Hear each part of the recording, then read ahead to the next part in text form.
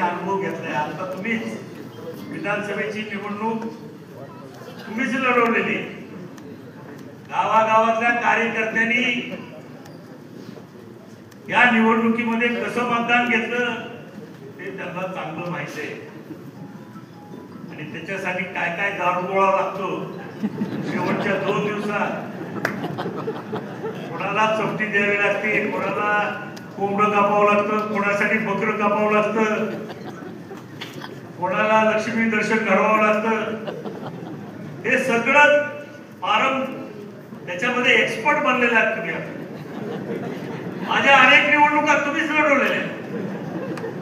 त्याच्यामुळे आता हे जे काही आपल्याला अनुभव आपण घेतलेला आहे, आपल्याकडे जे एक्सपर्टाईज झालेले तयार, त्याचा वापर आपल्याला या निवडणुकीमध्ये सुद्धा करावा लागणार आहे.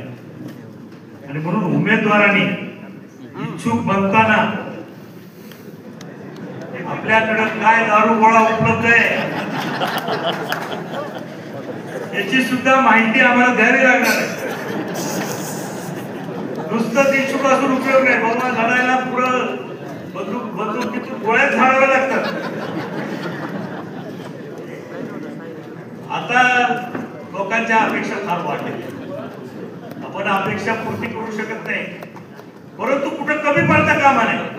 समोरचा माणूस जर 100 रुपये खर्च करणार असेल तर आपणही 100 रुपये